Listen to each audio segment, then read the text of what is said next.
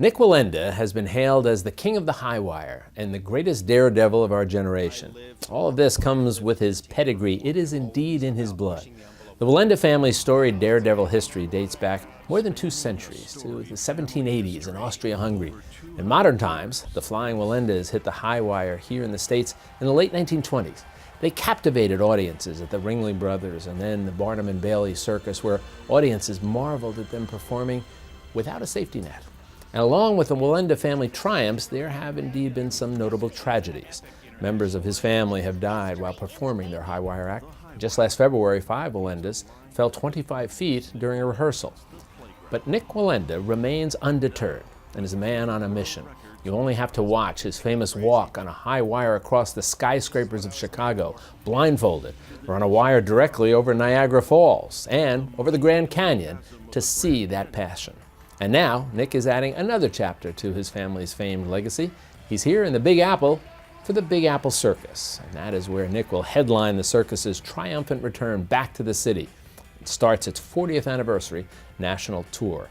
And as it comes with the name, Nik and the fabulous Wallendas promise to amaze audiences as his family has for generations, with feats of daring over the heads of the audience, this time only 40 feet away, as they perform the infamous, or famous, 7-person pyramid on the high wire. Again, all without any safety harnesses. And I am absolutely thrilled to welcome Nik Wallenda to our show. Nik, it's nice to have you here with us. Great to be here. I'm just fascinated by the history behind the Wallendas. 7 generations, as I said, the 1780s in Austria-Hungary. How does that all get started? You know, my family, again, they started performing well over 200 years ago and started actually with animals, training animals. Everything from wolves to lions, tigers, bears, all of that. Oh my. But eventually, I was about to do the oh my if you didn't. Eventually, they started flying trapeze. They were flying for years and years. And then my great-grandfather, back in, he was born in 1908, and when he was born, his father, about 3 years into his life, his father abandoned the family. And he had been trained already, believe it or not, by 3 to do handstands. And to support his family, by the time he was 7, 8, 9, 10, he would actually sneak into beer gardens and do handstands on chairs. He'd set them on the table in the beer garden, do a handstand, and he would pass the hat. And as he passed the hat around, he would make money and he would support his family that way. But always wanted to get back into the circus. That's where his family, where the legacy, where the history was from. So he was looking at a trade magazine, and believe it or not, there are still circus trade magazines. And it was a wanted ad. They were looking for it said they were looking for a hand balancer that wasn't scared of heights. This time he was 17, and he made his way to another part of Germany where he met a gentleman by the name of Louis Weitzman, and that's where wire walking came back into our family. They'd always walked low wires throughout the generations, but never high wires. And the first feat that my great-grandfather ever did, who is definitely my inspiration, was he would follow this gentleman named Luis out into the middle of the wire, about 60 feet up. And Luis would do a headstand on the wire. And my great-grandfather would grab his feet and do a handstand on his feet. On his feet, which while he's headstanding on the wire. Something that's never been duplicated. And that was the first thing he ever did on a wire. You'd have a problem doing that by computer-generated graphics, much less having 2 people actually do that. It is absolutely astounding that they were able to do that. And he did that for a couple years, and then eventually brought in his brother and his sister, and they started performing together. And then eventually made their way over to Cuba. And they were performing in Havana, Cuba with their Wallenda High Wire Act. And they were getting ready to perform. They had just warmed up, getting ready to go out. And the show producer came up. They were in costume, and he said, "You know what, you guys take the night off." My great-grandfather looked at him and said, "Why in the world would you give us the night off? This is, this is what we're here for. There's a full house. Doesn't make sense." "No, you guys have been doing great. You've filled the house in the past. Take the night off."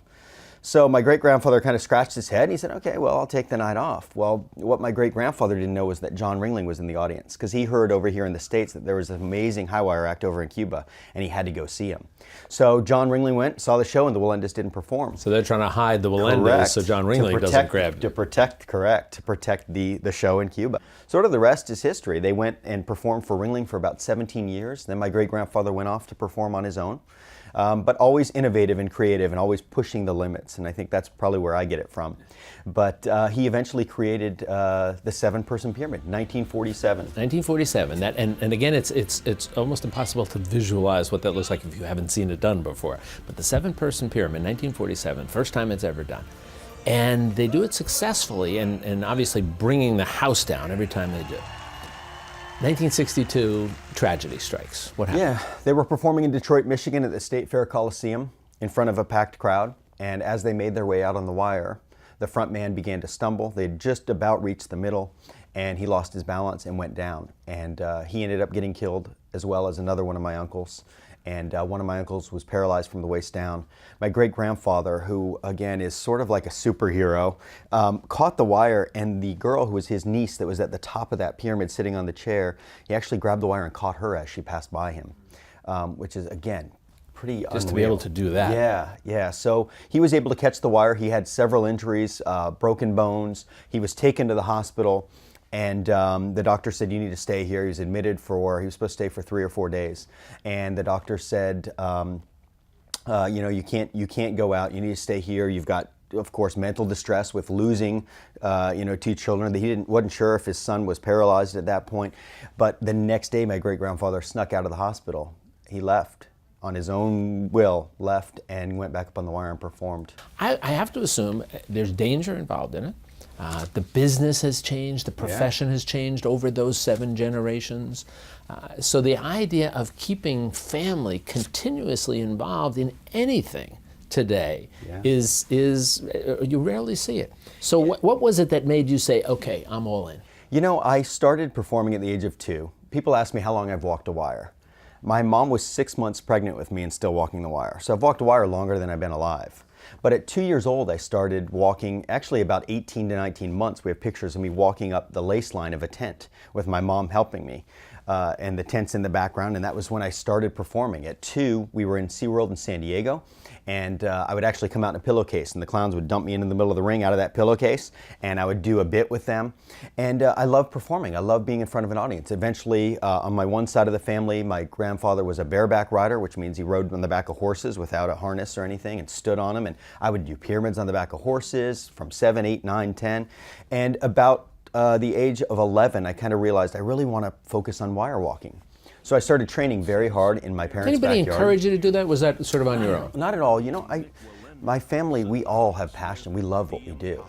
I haven't worked a day in my life because I love what I do. We're going to encourage people to certainly go see their neck. It has been a pleasure, and it's your story is so fascinating, and what you've done, and your sense of the history of your family is just marvelous. Thanks for spending some time with us. We appreciate it. Good.